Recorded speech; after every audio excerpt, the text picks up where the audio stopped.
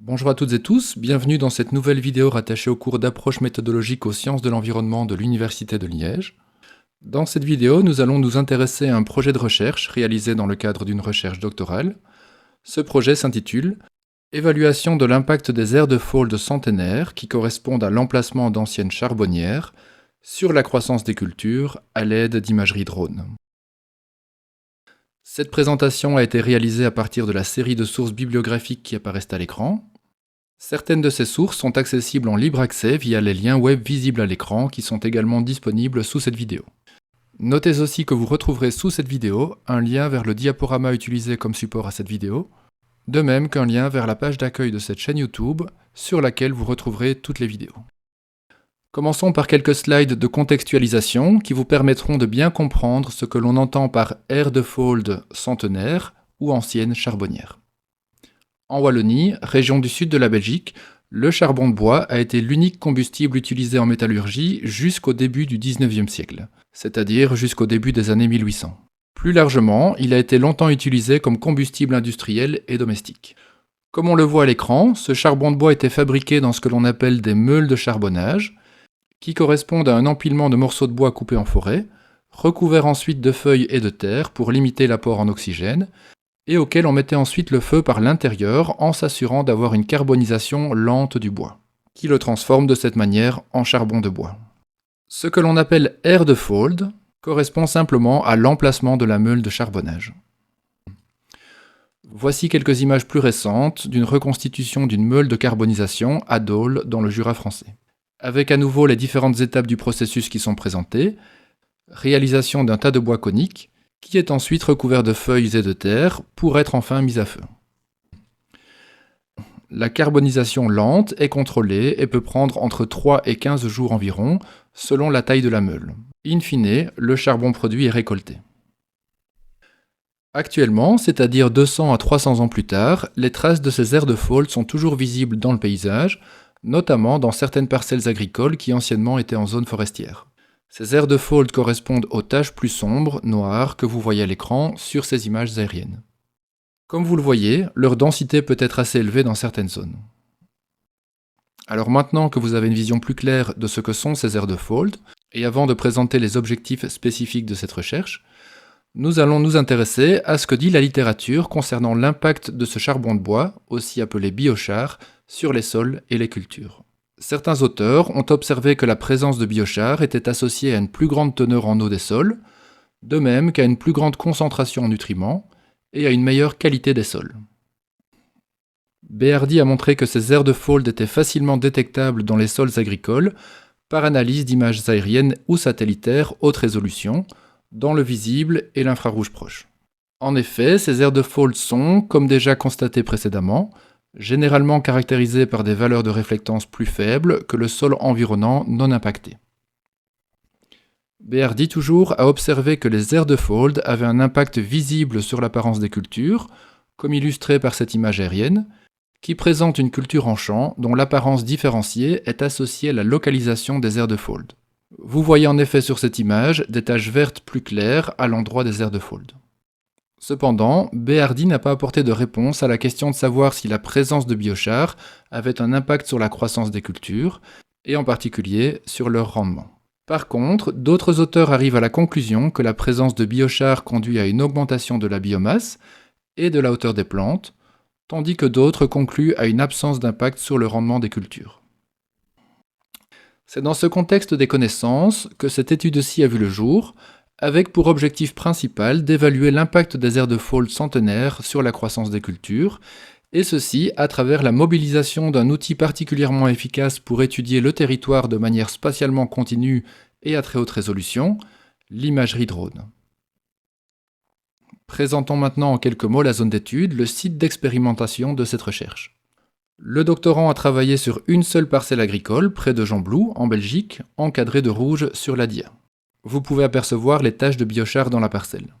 Le doctorant a réalisé 2 années de mesure, sur la chicorée en 2018 et sur le blé d'hiver en 2019. Voici un aperçu de la parcelle de chicorée et de son évolution au fur et à mesure de la saison 2018. Pour information, la chicorée est une plante utilisée notamment pour réaliser une boisson qui ressemble un peu à du café, comme vous le voyez à l'écran. Et voici la parcelle en 2019, couverte de blé. Concernant le matériel utilisé pour la cartographie drone, 2 types de drones et 3 types de capteurs ont été mobilisés. Sur la gauche, le drone gris est un drone DJI Phantom 4 Pro, qui coûtait à l'époque 1 500 € et qui est équipé d'un capteur appelé RGB visible, car il enregistre la lumière visible uniquement dans les longueurs d'onde du rouge, du vert et du bleu, RGB, Red, Green, Blue. Ce type de drone a été utilisé pour produire des images en très haute résolution spatiale, en couleur naturelle, mais aussi pour reconstituer la surface étudiée en 3D, de même que pour estimer la hauteur des plantes. À droite, le deuxième drone est un drone de type DJI Matrice 100, qui a été équipé de 2 capteurs. Premièrement, un capteur multispectral, c'est-à-dire un capteur capable d'enregistrer différentes gammes de longueur d'onde de la lumière séparément.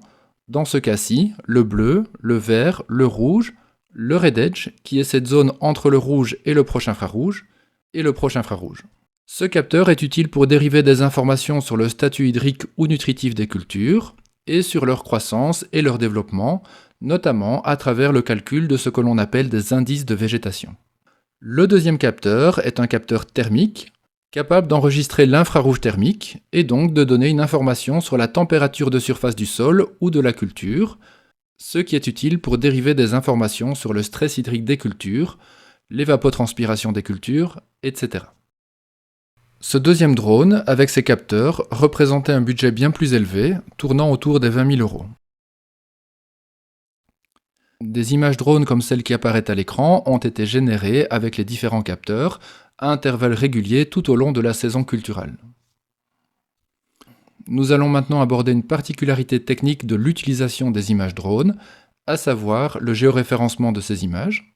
Lorsque l'on utilise des séries temporelles d'images drones, acquises sur une même zone à différentes dates, dans l'optique de pouvoir étudier l'évolution spatio-temporelle de cette zone de manière précise, il est important, pour pouvoir comparer automatiquement les images les unes aux autres dans un système d'information géographique, SIG, de s'assurer de leur parfaite superposition spatiale. Pour ce faire, il est nécessaire de procéder à ce que l'on appelle un géoréférencement de chaque image drone acquise à une date donnée, afin de les positionner très précisément dans l'espace. Ce géopositionnement va être facilité par l'utilisation de points de contrôle au sol, que l'on appelle en anglais les Ground Control Points, ou GCP, facilement identifiables sur les images et qui correspondent dans ce cas-ci à des plaquettes à damier comme vous le voyez à l'écran, qui ont une position fixe sur le terrain durant toute la campagne de mesure, position qui est connue avec précision.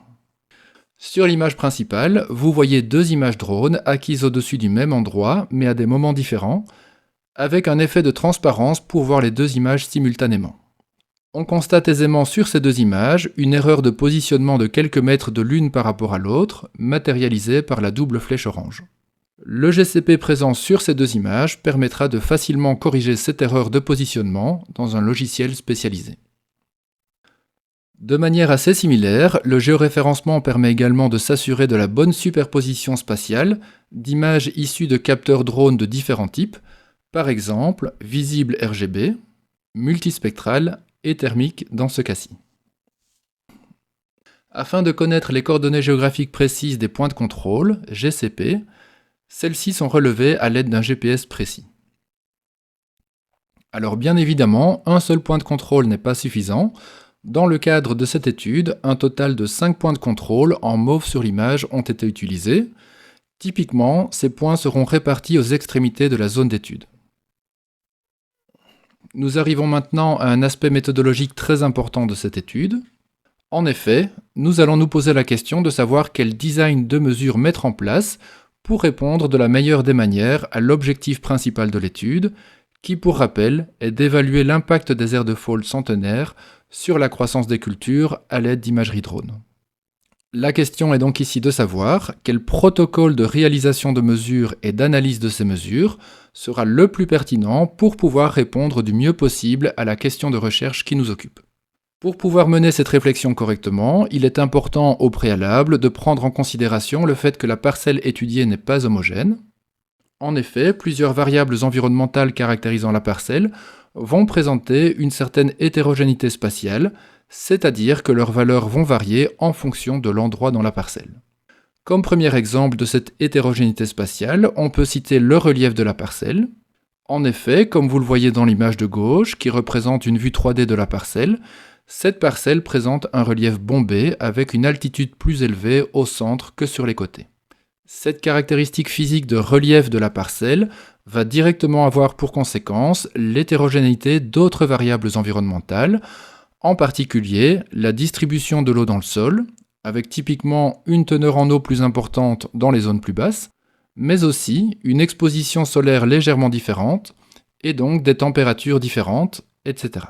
Un autre élément potentiellement important à prendre en considération est ce que l'on appelle l'effet de bordure, qui fait référence au fait que les zones en bordure de parcelles ne seront pas soumises aux mêmes conditions environnementales que les zones plus à l'intérieur de la parcelle. Et typiquement dans ce cas-ci, la parcelle est bordée à l'ouest par de grands arbres qui pourront impacter les conditions d'ensoleillement par la création d'ombrage et impacter également les conditions de vent.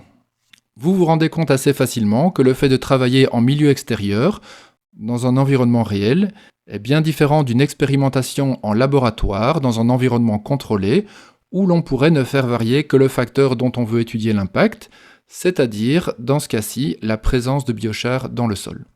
Au contraire, dans un environnement naturel, comme on vient de le voir, il existe une série d'autres facteurs de variation, teneur en eau, température, ensoleillement, vent, etc., que la seule présence-absence de biochars dans le sol.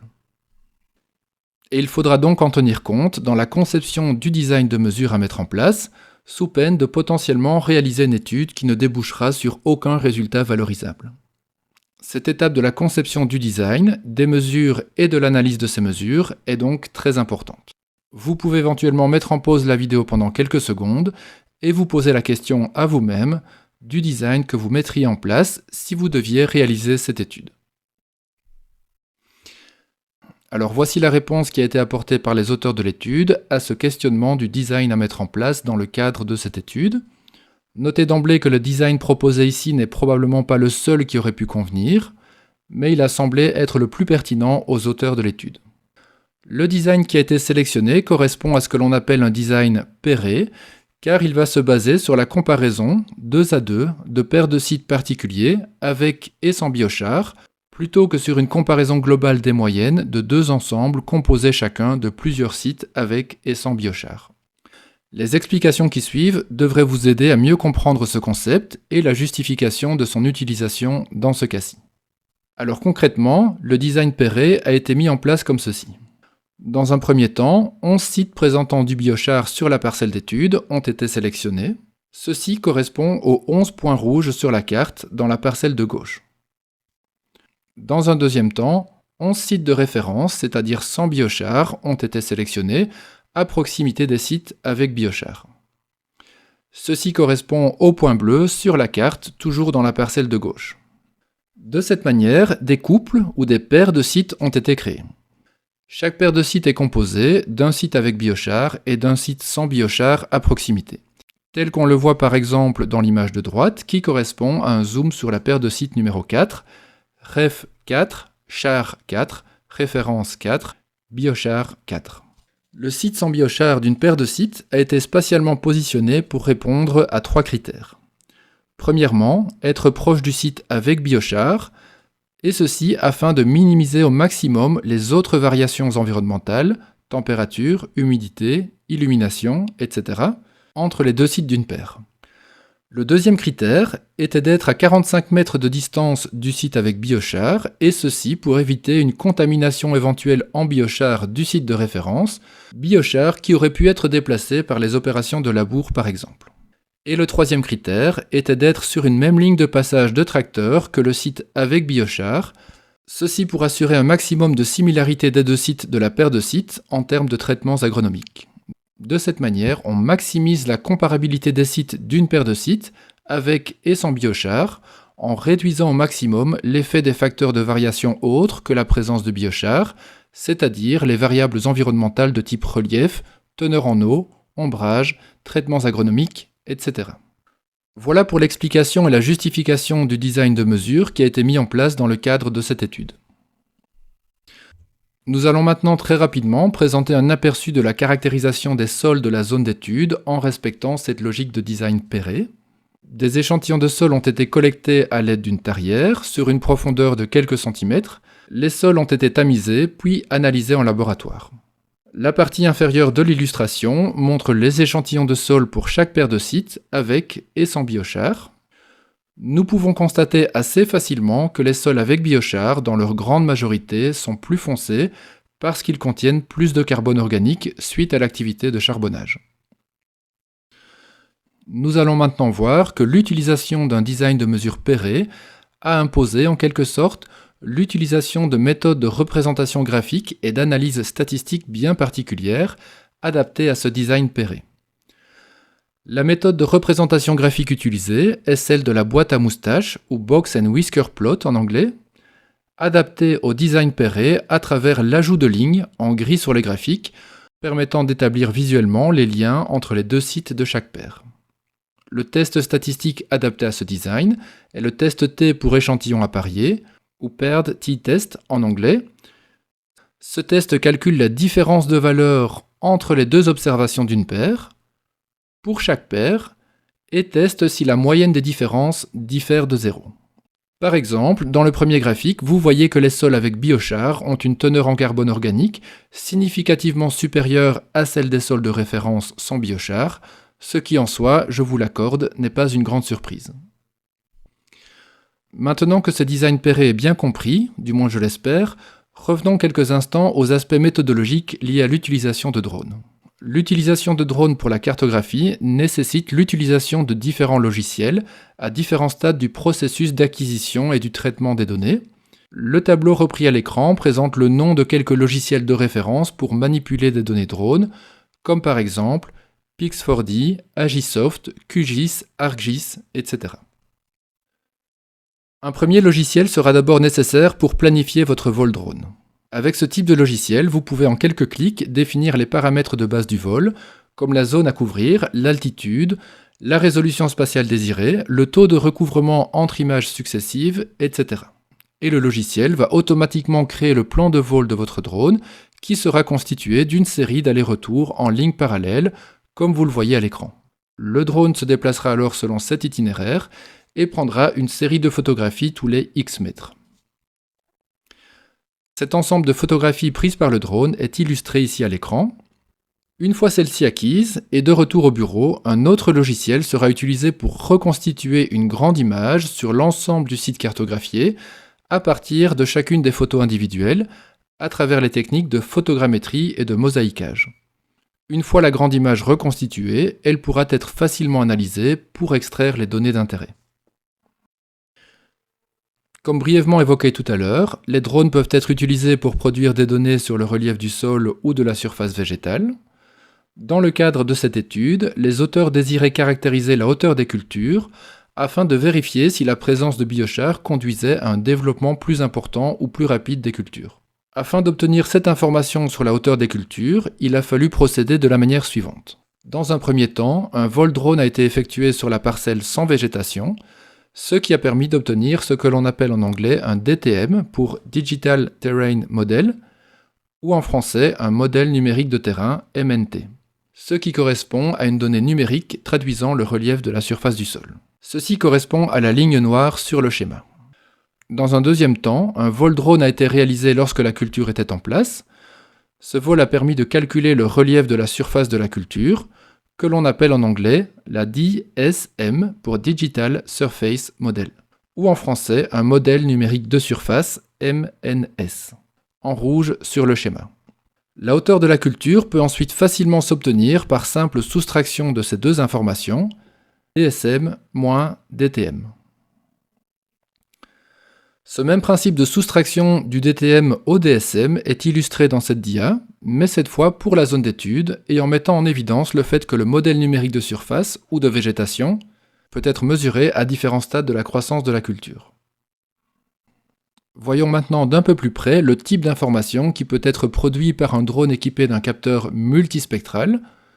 Dans cette étude, le capteur utilisé produit à chaque prise de vue 5 images. chacune correspondant à une longueur d'onde particulière, le bleu, le vert, le rouge, le red edge et le proche infrarouge. Ces images peuvent ensuite être combinées entre elles pour calculer ce que l'on appelle des indices de végétation, comme le NDVI, le NDRE, le CIRED, etc., etc. Indices de végétation qui sont particulièrement sensibles à certaines propriétés des cultures que l'on veut étudier, comme par exemple la verdure de la végétation, la quantité d'azote au-dessus du sol, la productivité de la biomasse, etc. Ces différents indices peuvent ensuite être utilisés pour caractériser le statut des cultures, leur croissance et leur développement, et donc évaluer s'il y a un impact de la présence du biochar sur la croissance des cultures. Enfin, le dernier capteur drone utilisé dans le cadre de cette étude, le capteur thermique, est sensible à la température de surface. Cette température de surface peut être utilisée en particulier comme indicateur du stress hydrique des cultures. En effet, et comme illustré à l'écran, en cas de stress hydrique, les stomates de la plante vont se fermer, réduisant par conséquent sa transpiration, ce qui va engendrer inévitablement une augmentation de sa température, qui pourra être détectée par le capteur thermique placé sur le drone. Intéressons-nous maintenant à quelques résultats de cette étude, et surtout à la manière dont ils sont présentés. Cette dia présente non pas des résultats de mesures effectuées par drone, mais de mesures effectuées sur le terrain. Le rouge correspond au site avec biochar, le bleu au site sans biochar. À titre d'exemple, le premier graphique, mis en évidence en vert, montre que la présence de biochar a un impact significatif et positif sur la longueur des feuilles de chicorée. Et le deuxième graphique, mis en évidence en mauve, montre que la présence de biochar n'a pas d'impact sur le rendement des racines de chicorée. Voici une autre manière de représenter graphiquement l'impact du biochar sur la longueur des feuilles. Passons maintenant aux résultats des mesures faites par drone et en particulier à un indicateur de couverture du sol par la végétation. Cet indicateur exprime le pourcentage de surface du sol qui est couvert par la végétation. Au plus la végétation est développée, au plus les valeurs de cet indicateur seront élevées, avec cependant un phénomène de saturation de l'indicateur lorsque la couverture du sol par la végétation atteint 100%. Le graphique actuellement à l'écran présente l'évolution temporelle de cet indicateur au cours de la saison pour 7 dates correspondant à 7 vols drone réalisés entre mai et juillet 2018 et ce pour la paire de sites numéro 3. La courbe rouge correspond à la courbe d'évolution du site avec biochar et la courbe bleue correspond à la courbe d'évolution du site sans biochar. Les deux photos correspondent à l'état des sites lors du deuxième vol drone, c'est-à-dire lors de la deuxième date de mesure. On peut clairement voir sur ce graphique et sur les photos que le site avec biochar présente une couverture du sol par la végétation plus importante, et ce pour toutes les dates précédant le phénomène de saturation de l'indicateur. Ce type de graphique a bien entendu été réalisé pour les 11 paires de sites, comme vous le voyez ici. Globalement, nous voyons que les sites avec biochar présentent, dans 10 cas sur 11, un développement plus important de la végétation, le site restant ne présentant pas de différence. Afin de pouvoir objectiver, statistiquement parlant, les différences observées visuellement sur les graphiques, il peut être intéressant de calculer une métrique globale, unique, qui serait représentative du développement de la végétation durant toute la saison, c'est-à-dire qui donnerait une idée de la différence globale observée tout au long de la saison entre les sites avec et sans biochar. Vous pouvez éventuellement mettre en pause la vidéo et réfléchir à ce que pourrait être cette métrique. Et voici une réponse qui correspond à la métrique utilisée par les auteurs de cette étude pour représenter à travers une seule valeur le développement de la végétation sur l'ensemble de la saison. Cette métrique correspond à la surface sous les courbes rouges ou bleues des graphiques. Cette surface sous la courbe est ce que l'on appelle en anglais Area Under the Curve ou encore AUC. Au plus la courbe sera élevée, au plus la surface sous la courbe sera grande. Et donc, une surface sous la courbe importante correspondra à un développement important de la végétation. Et cette surface sous la courbe permet de résumer par une valeur unique le développement de la végétation sur l'ensemble de la saison. Une fois ces surfaces sous la courbe calculées pour chaque courbe, c'est-à-dire pour chaque site étudié, ces valeurs de surface peuvent être représentées à l'aide d'un graphique de type boîte à moustaches, comme vu précédemment pour d'autres variables. Ce graphique unique résume en quelque sorte l'ensemble des 11 graphiques de la dia précédente et permet d'exprimer plus simplement les différences entre sites observés durant toute la saison.